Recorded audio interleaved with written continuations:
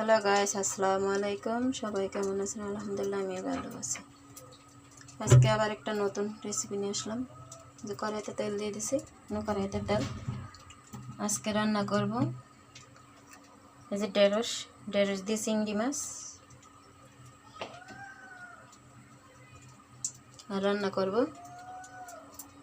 এই যে ডিম আমি আগে এভাবে করে নিছি, পোস্ট করে। দেখুন,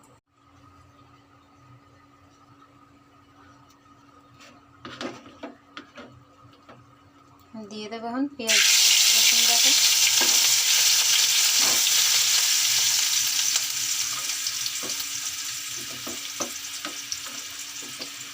পেঁয়াজ আর রসুন একসাথে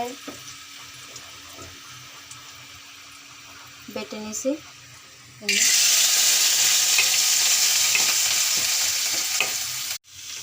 এখন দিয়ে দেবো মরিচের গুঁড়া, দিয়ে দেবো হলদির গুঁড়া। এটা দেখুন চিংড়ি মাছ দিয়ে দিছি, ছোটো ছোটো চিংড়ি মাছ। মরিচের গুঁড়া দিয়ে দিলাম পরিমাণ মতো, দিয়ে দিলাম হলদির গুঁড়া।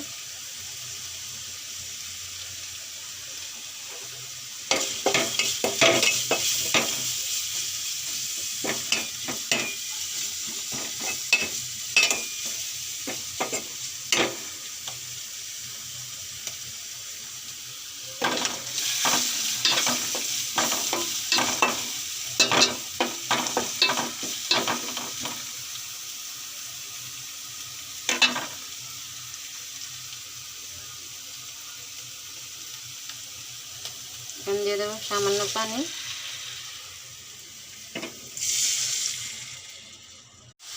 দেখুন কত সুন্দর মশলা কষানো হয়ে গেছে।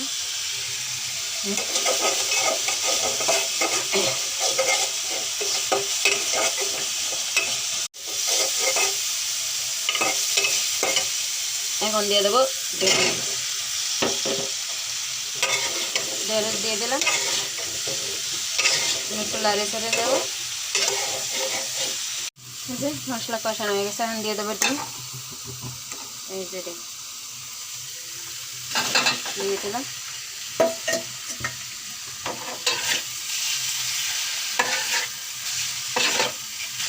আমি 4টে ডিম নিয়েছি।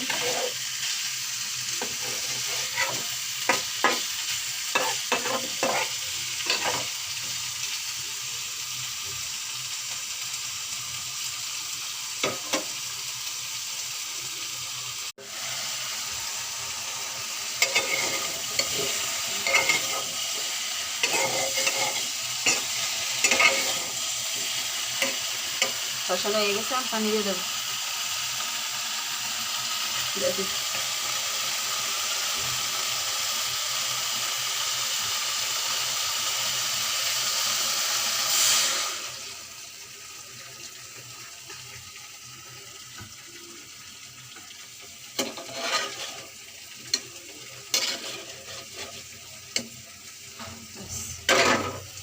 ঢাকনা দিয়ে দেবো,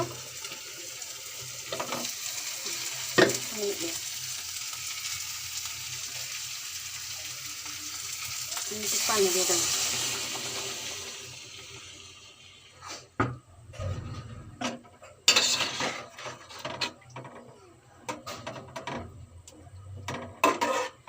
দেখুন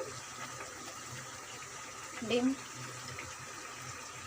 একদম বোনা বোনা হবে।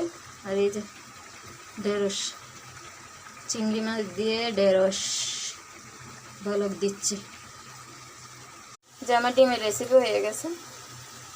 দেখো, ডিম অমলেট। আমি ডিম এভাবেই রান্না করি মাঝে মাঝে, আবার মাঝে মাঝে অনেক সময় সিদ্ধ করেও রান্না করি, যখন যেটা ভালো লাগে। আপনারা চাইলে এভাবে বোনা করে খেতে পারেন, আমি যেভাবে করছি। আর এই যে আমার ঢেঁড়স হচ্ছে, চিংড়ি মাছ দিয়ে ঢেঁড়স শেষ। ডিম এখন এই আমার ঢেঁড়স হয়ে গেছে, দেখছেন? কত সুন্দর কালার চলে আসছে।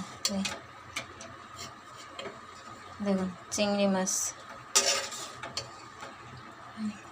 ছোট ছোট চিংড়ি মাছ, বড় না, এই দেখতে পারতেছেন। আপনাদের কার কার ভালো লাগে আমার রেসিপি কমেন্ট করে জানাবেন। যদি ভালো লাগে একটা লাইক দিবেন, শেয়ার করবেন। ভিডিও দেখে উপরে ঠেলা দিবেন না, সাপোর্ট করবেন, যাতে নিত্য নতুন রেসিপি দিতে পারি।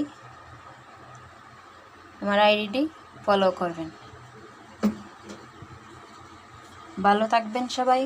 আল্লাহ হাফেজ। আজকের মতো এখানেই শেষ।